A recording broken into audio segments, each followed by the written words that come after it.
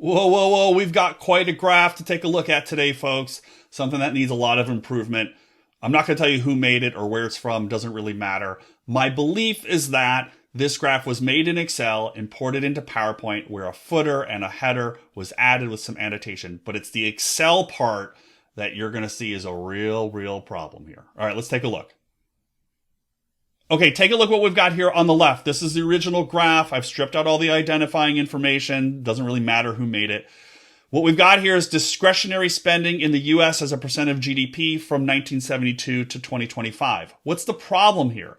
The problem is these angled lines that are connecting these segments in the area chart. Let me draw a vertical straight line for you here, and I'll make it red and I'll make it thick so you can see it. You can see here, if you look over here, these lines, these are not straight. So it looks like something on the bottom and something different on the top. And that's an artifact of what happens in Excel when you use area charts to try to segment these sections together. It just doesn't work. And so this needs a more careful approach. And generally, I don't like to say that graphs are good or bad. I'd like to talk about more effective versus less effective. In this case, this is actually bad, right? Because it's really unclear where the breaks are in the data, right? Because it's not clear. Now take a look at the graph on the right. This is the same data that I grabbed from the Office of Management and Budget, and I created the graph in Excel so that I can have exactly vertical lines all the way down, as you can see right there. So that's the problem with the graph on the left. This is the graph on the right, also created in Excel, and now I'm going to show you how to do it. And it's not that hard. It's a little tedious, but it's not that hard. Okay, let's take a look. All right, so here's the data. This is the full data set. I want to break this down for you so you can see every piece of how I'm going to put this together. So let me zoom in a little bit here. So in columns A and B, that's the full data set. That's a full data set from OMB. I just grabbed it and put it in here. Now I want to show you what I think happened when this creator generated these charts. So let's just talk about the first two segments. Let's just focus in on the first couple of decades here. I think what happened was they selected the data and they broke them into their segments like this. And they went into the insert menu and they said, okay, make me an area chart. And when you have an area chart like that, what Excel is going to do is for the blank areas, it just assumes that it's 0. But it doesn't start in the new year. It ramps up. It angles up because it's filling in the area. And it's sort of an interesting conceptual question about what happens in the 12 months, the 365 days within each year, right? What's happening there? Like, technically, maybe this does ramp up, but that's not how the data is set up. So, and that's not what the data are measuring. So these are specific values in each year.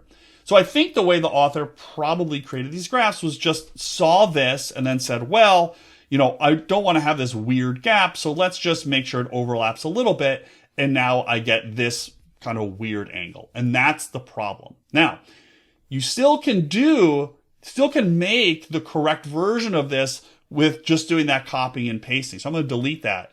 What I'm going to do here is just insert and a line chart.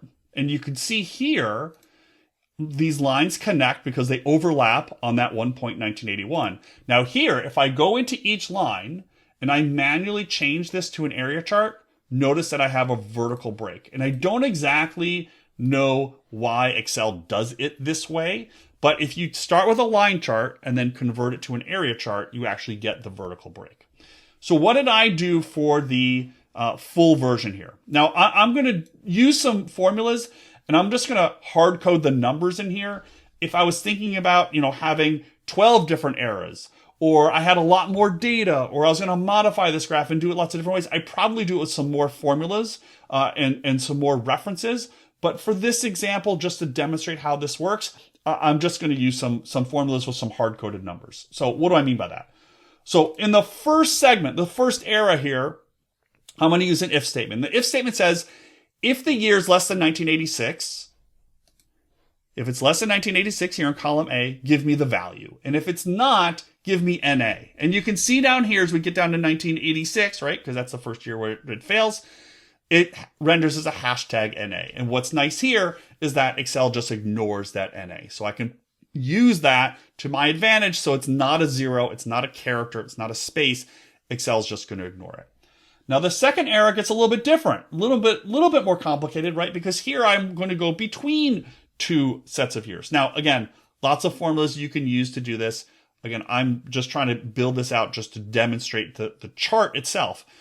So what I'm going to say here is add an and statement within the if. So it says if the year is greater than equal to 1985 and it's less than 2002, give me the value, the spending value. And if not, give me an NA. And so you can see here that now I have this long arrow here going from 1985 down to 2001. And then I repeat that for each of these subsequent years if it's greater than or equal to 2001 and less than 2013, and so on and so forth. Again, if I really wanted to set this up for future work, I would probably set up a little table, right, over on the side of this spreadsheet, and I would set up all my core point years, and then I have another value that's like that year minus 1, so they overlap and so on and so forth. But for this example, really what I wanted to show you is how to make the chart. So I have all these data, and I've used conditional formatting so you can see the numbers versus the NAs, and I'm going to insert my line chart. And so here's my line chart where they're all connected. And if I go into each one of these and change each one to an area chart, you can see that I actually get the correct segments with the correct vertical breakers. And so now I have that all together. Again, if I went up to the top and started here, even with the formulas built correctly, and built this as an area chart, I get these weird lines and these weird angled lines. And that, my guess, is what happened with the original creator. Did not necessarily understand the steps to get the area chart to build it the way it would correctly visualize the data. So, if you're an Excel user, you know it has some weirdnesses. You know there are some things in there that you have to sort of work your way around. That's what this channel is all about. That's what my policy of this site is all about in Excel, is working through the different options and working around some of the things that get over it. But this graph, this original graph, is confusing and in fact is misleading. It's incorrect because this is not what how the data look. This is not a vertical break between 2021 and 2022.